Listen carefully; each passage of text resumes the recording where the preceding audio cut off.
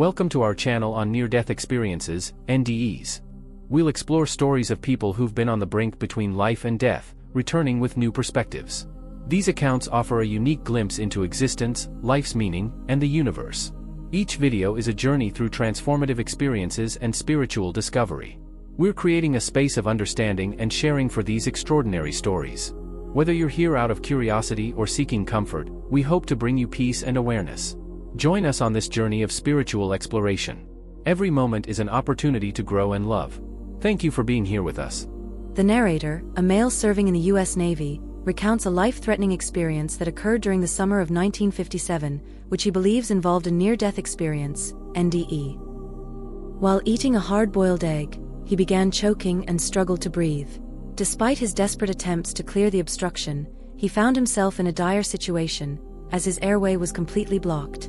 In his panic, he sought water from a nearby fountain, but instead of relief, he received an unexpected and powerful electric shock, due to a malfunction, which left him further incapacitated. This shock paralyzed his diaphragm, as his doctors later explained. Desperate and suffocating, the narrator managed to stagger to his supervisor, but was unable to communicate his distress verbally.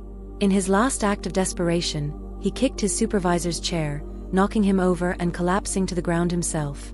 Another sailor, Joe, witnessed this and quickly sprang into action, initiating CPR. Meanwhile, the narrator, now unconscious, found himself outside of his body, watching the scene from above.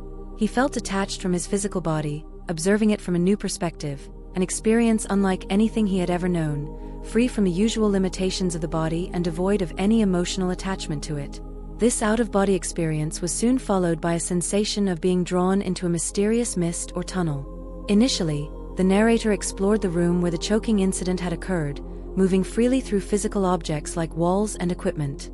As he ventured further, he encountered a dark mist, which engulfed him, creating a feeling of discomfort and claustrophobia. He likened it to being trapped inside a person's body or a womb, but before the sensation overwhelmed him, he was released into a tunnel. The tunnel, roughly 6 to 7 feet in diameter, carried him forward at incredible speed, filling him with both fear and exhilaration. Partway through this journey, the narrator encountered a calming figure who reassured him that the ordeal was nearing its end. This moment of solace was brief, however, as he was soon hurtling through the tunnel once more, moving at a pace that defied comprehension. At the conclusion of the tunnel, he found himself in a white, mist-filled area, with voices beckoning him from the other side. He emerged into a realm populated by about a dozen individuals, all of whom appeared to be in pairs, possibly couples. Though he felt he recognized these people, he couldn't recall their names, but they assured him this was unimportant. A man dressed casually in Levi's and a white t-shirt, who identified himself as the narrator's guide, came forward and invited him on a tour of this new place. Together, they walked through stunning flower gardens, where the narrator marveled at the intricate beauty of individual petals and blades of grass. The communication between the narrator and his guide, as well as with the other beings he encountered, was entirely telepathic, a form of thought transference. This guide showed him a distant city, which the narrator quickly approached by merely thinking of being closer. The city, with its golden buildings, and the surrounding landscape with its breathtaking waterfalls, filled the narrator with an overwhelming sense of peace and happiness. The narrator's guide then led him to a library-like building, where he underwent a life review. In an instant, he relived every event, conversation, and experience from his time on Earth, down to the smallest details, including his relationships, pets, and even the clothes he had worn. This life review was intense but enlightening, confirming to the narrator that everything he had learned in his religious upbringing was true. After the review, however, the narrator was informed that he would not be staying in this heavenly realm. This revelation devastated him, and he expressed his profound sorrow, weeping and protesting his return to Earth. The narrator's guide introduced him to 2 old friends who had died 4 years earlier in a tragic accident. They had been football players in high school and had perished due to a gas leak in the locker room showers. The narrator was shocked to see them alive and well in this afterlife. They explained that no one truly dies, offering a comforting message about the nature of existence beyond death. Despite the narrator's pleas to remain in this beautiful realm, he was told that he must return to Earth, as his life's purpose was not yet fulfilled. He requested to see Jesus, and soon found himself on a small stage where a misty form materialized into the figure of Jesus. Their communication was also telepathic, and Jesus radiated love in a way that left an indelible impression on the narrator. The conversation revealed that the narrator had not yet completed the tasks Jesus had set for him during his earthly life. Though disappointed, the narrator accepted this and asked for a transfer to Tennessee, a place he had fond memories of from childhood. Jesus assured him that his requests had been heard and would be fulfilled in time. 2 guardian angels, one of whom had served as his earlier guide, came to escort the narrator back to Earth.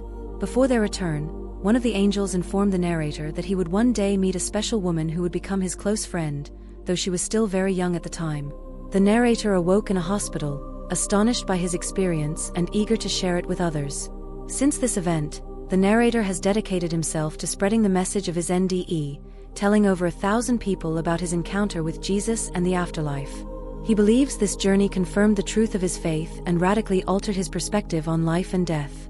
Now he strives to live a more selfless life, constantly seeking to help others and share the love he felt during his NDE. In the years following the experience, the narrator has had numerous psychic experiences, many of which he documented.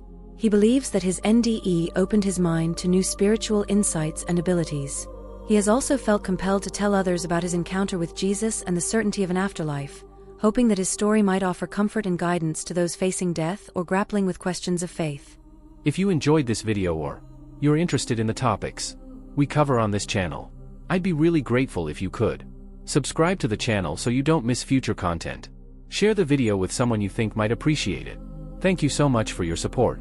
Preface: near-death experiences, NDEs, can be profound, life-changing events.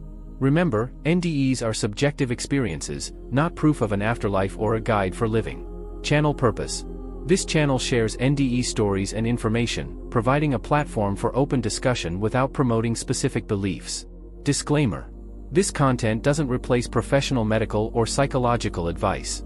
If struggling with mental health issues, seek professional help immediately.